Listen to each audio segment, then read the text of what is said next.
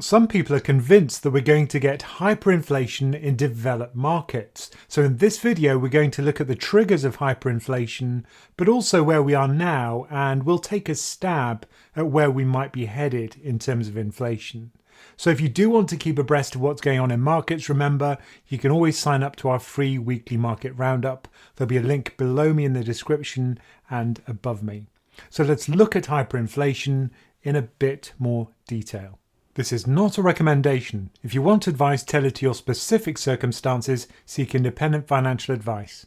Above me you can see Stanley Druckenmiller, who's an incredibly respected ex-hedge fund manager, and in a recent series of interviews he said that the chairman of the Federal Reserve, despite the $3.5 trillion deficit which the US government is currently running, the Fed Chair Jerome Powell is still lobbying Congress to do more spending. Which is certainly true. Jerome Powell's been very clear about the fact that he thinks the US economy needs more stimulus. And Druckenmiller also says that the Fed's going to guarantee those on Wall Street, or any investor for that matter, that he'll underwrite that extra debt. And he goes on to say that that could lead to 5 to 10% inflation, and that that's going to kick in within the next 4 to 5 years. But in his opinion, that also raises the tail risk of deflation.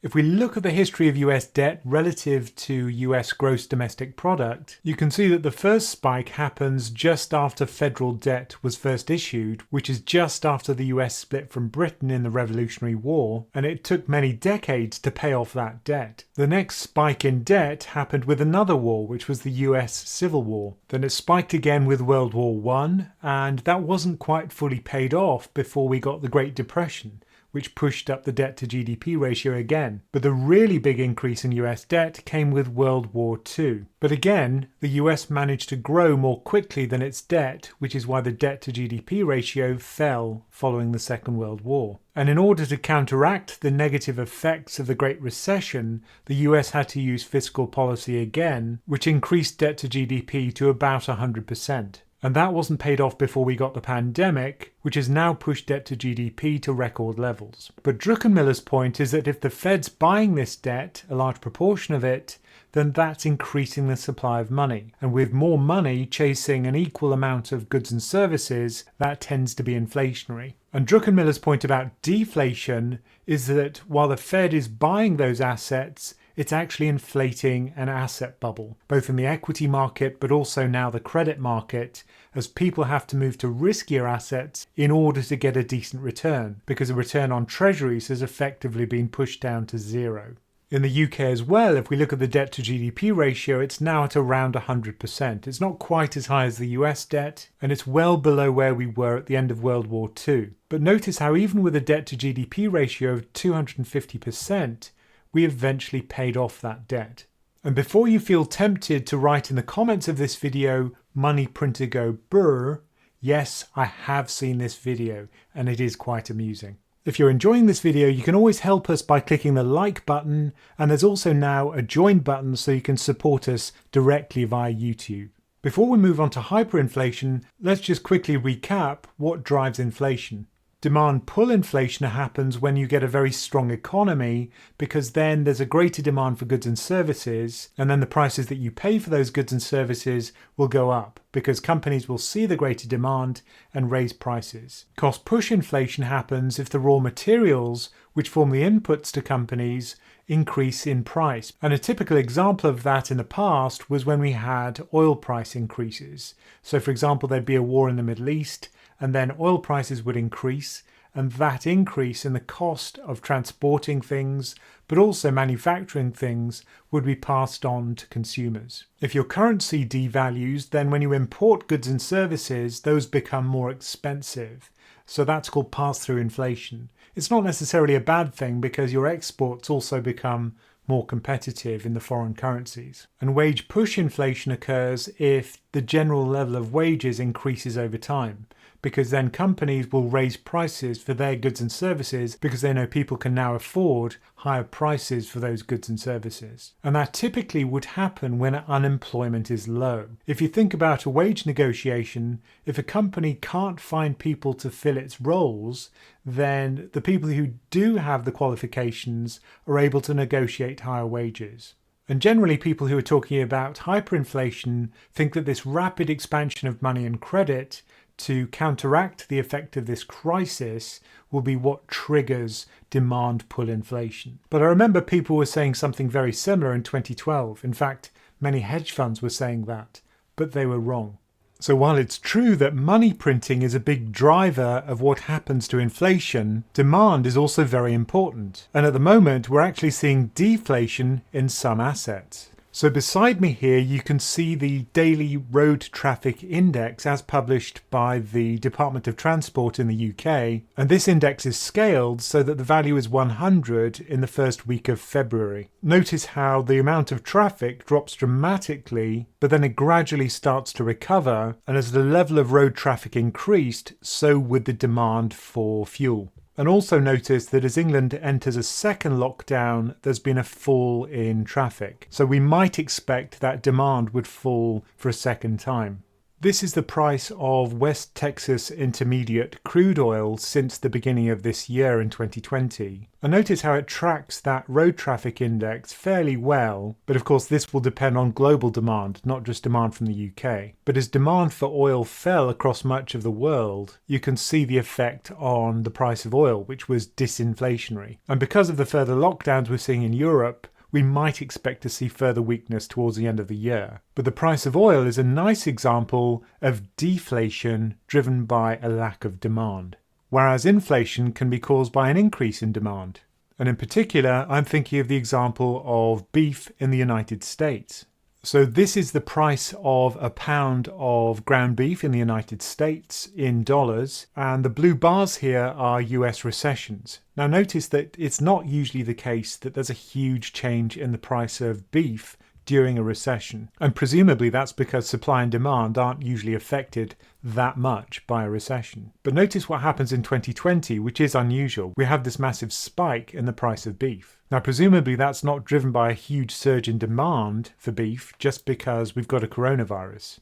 Now the way we usually show inflation is as a year-on-year change in price. So instead of that blue line, we've now got those percentage annual changes in the price of beef. And that shows up this spike that we've had in 2020 very clearly.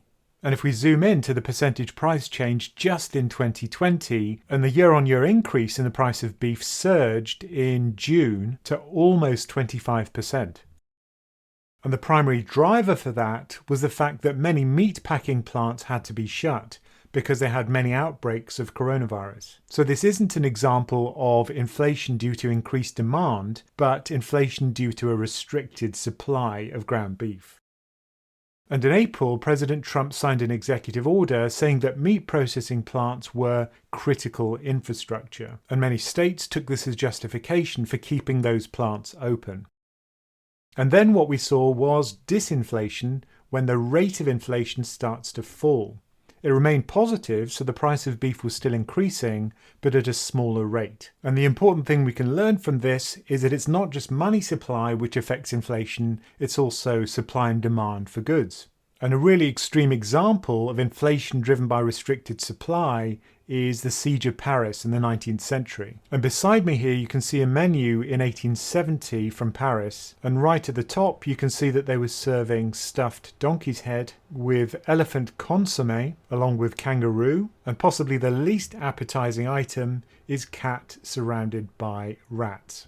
And if you're wondering where the supply of elephant came from, well, unfortunately it was one of the zoos in Paris where 2 elephants were killed and sold for about 27,000 francs. And a diarist who was stuck in Paris at the time records the huge increase in the price of food at the time. And there's a nice little detail in this list, which is that a rat would cost 1 franc, but if it was fat from the drains, that would increase the price by 50%.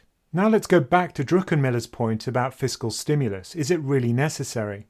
This is the rate of unemployment in the United States broken down by the level of educational attainment. And while it's always true that people who are better educated tend to have a lower rate of unemployment, that's something we might all expect. But what's quite shocking is that the effect has been hugely different on different parts of society. And some people have referred to this as a K-shaped recession. The outcome has been much worse for certain parts of society than others. So the rate of unemployment, if you have less than high school diploma is almost 10%, whereas if you have a bachelor's degree or higher, it's less than half that at 4.2%.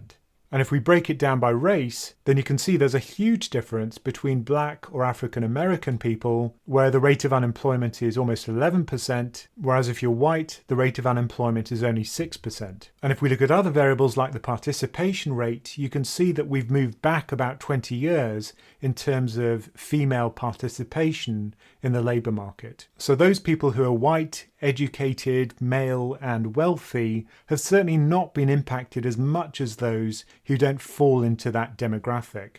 And this Twitter thread from Heidi Shearholtz, who's from the Economic Policy Institute in the United States, makes the case for stimulus very strongly. And she points out that there are still 1 million people every week who are newly unemployed who are applying for unemployment insurance. Now, once unemployment insurance runs out, you can apply for pandemic unemployment assistance, but that's going to expire in just over 6 weeks, towards the end of 2020. So for those people who have used up their 26 weeks of unemployment insurance, the question is, where can they turn if they can't find a job? And if we also include people who've seen a drop in hours and pay because of the pandemic, as well as those who are unemployed, that brings us up to just under 26 million workers. And furthermore, she points out that job growth is now slowing. And if we see that graphically, you can see the proportion of people who are covered by regular state unemployment insurance, which is tailing off quite dramatically. And those people are depending increasingly on the other unemployment insurance schemes which are about to expire. And this is the reason why the Fed chairman is asking on the US government to increase its fiscal stimulus. The point is that it's worth risking inflation pressure in order to ease this kind of suffering on such a large scale. But unfortunately, that suffering is not being felt by those who are in power, who usually belong to the demographic which hasn't been so heavily hit by this pandemic. So how likely is it that we're actually going to see hyperinflation? These 4 graphs are taken from the book This Time is Different, 8 Centuries of Financial Folly by Reinhardt and Rogoff. And it breaks down countries into 4 regions, Africa, Asia, Europe and Latin America, and it looks over a 2-century period beginning in 1800. And what it shows is the percentage of countries in each of those regions with annual inflation above 20%. Now, the normal definition of hyperinflation is monthly inflation of 50%, but 20% annual inflation is still very high. And you can see the effect of war here very clearly. So this is the First World War, triggering very high inflation in Africa, also in Europe, and to a lesser extent in Asia, but not at all in Latin America. And then we see another spike in the Second World War in the same 3 regions. But since then, Latin America has certainly made it up by having many of its own inflation crises. So what's quite noticeable here is that it used to be the case that hyperinflation was quite common. And the period we've seen over the last 2 decades or so, when inflation's been very much kept under control, are quite unusual. And if we look at past examples of hyperinflation, they usually tend to be 3 factors which recur. And the first one is having a weakened economy. That may be because of war, or it could just be because of political mismanagement. Another factor which often crops up, but not always, is having a large amount of debt relative to the size of your economy. But the really important factor is having an uncontrolled increase in the money supply. And the key thing here is the word uncontrolled. If there is an independent central bank whose job it is to reduce the money supply if inflation gets too high, you're much less likely to get hyperinflation. A very clear example of that is Venezuela. This article from the FT in 2016 describes how the central bank there lost its independence. And that left Venezuela vulnerable of sliding into hyperinflation. And it goes on to say how President Maduro made the central bank his personal minting ministry, despite the fact that the constitution requires there to be an independent central bank. And sure enough, when the central bank independence was lost, then Venezuela slid into hyperinflation. In fact, inflation was so severe that this graph actually shows the time period for the Venezuelan bolivar to lose 90% of its value. And before that development, it took over a year for that to happen. But as Venezuela switched into uncontrolled money printing, the rate at which the bolivar lost value increased massively, such that most recently it's taken less than 3 months for the currency to lose 90% of its value. And if we look back at previous episodes of hyperinflation, you can see those three factors appearing repeatedly. So where does that leave us now in terms of hyperinflation? Are there any signs of it in the data we can currently see? If we look across the US, the UK, Eurozone and Japan, we certainly do have a weakened economy as a result of the pandemic. And because of all the fiscal stimulus that's going on all across the world, we also have a large government debt to GDP. And in many countries that hadn't fallen after the global financial crisis. And the effect of the pandemic was simply to push up that debt to GDP higher than it already was. But in all of these developed markets, there is an independent central bank, which is absolutely obsessed with keeping inflation under control. In other words, the increase in the money supply is far from uncontrolled. And if there is an increase in the rate of inflation, these central banks will act to reduce that inflation. And as Jerome Powell has repeatedly said in press conferences, these lending powers have been supported with the backing and support from Congress and the Treasury, and after the crisis has passed, we'll put these emergency tools back in the toolbox. And that does not sound to me like a bank which will allow hyperinflation. So this is the annual rate of inflation in the US, excluding food and energy, which tend to be very volatile. And I've marked the Fed's target as this dashed red line. So if inflation has been running below that 2% target for some period of time, they will allow inflation to run a little bit hot. But that's a far cry from saying that they're going to print money with no regard to the level of inflation. That's certainly not true. Now, this is a market-derived level of what inflation will be in the future based on the prices of US inflation-linked government bonds versus nominal government bonds. And what this looks at is the rate of inflation over a 5-year period starting 5 years in the future. But notice that that also is below the Fed's 2% target. So certainly the market is not expecting hyperinflation in the near future. That's not to say it won't happen, but just that the market expectation is that it won't happen. And if we look at the current level of inflation across several countries and split it up into overall inflation, but also look at food and energy separately, you can see that deflationary drag on inflation from low energy prices. And that's a direct result of the reduced demand for oil that we saw earlier. Whereas food prices, which you can see with these diamond shapes, tend to be pulling in the opposite direction, pushing inflation higher. But the overall level of consumer price inflation, which is the circles you can see here, are all at fairly low levels. And currently the OECD average is well below 2%. I don't think it's possible to make a long-term forecast of inflation, but we can certainly look at near-term factors. And an important one is the non-accelerating inflation rate of unemployment, or at least what the Fed is guessing that is in the United States right now. The idea is that if unemployment, which is the red line, falls below the blue line, then we've reached full employment. And at that point, further falls in unemployment will drive inflation higher. But as you can see, we're still well above that level. And given the slowing in the improvement in the jobs market, with 1 million people losing their jobs every week, it's going to take some time before unemployment falls to levels that would be considered inflationary. Another key factor is what happens to the money that's been created by the Fed. One way to measure that is to look at the velocity of money, and that's the frequency at which one unit of currency is used to purchase domestically produced goods and services. Notice how the velocity of money in the US has been on a declining trend for over 2 decades, and this pandemic has caused it to collapse even further. What that means is that a given increase in the money supply has a smaller impact on inflation.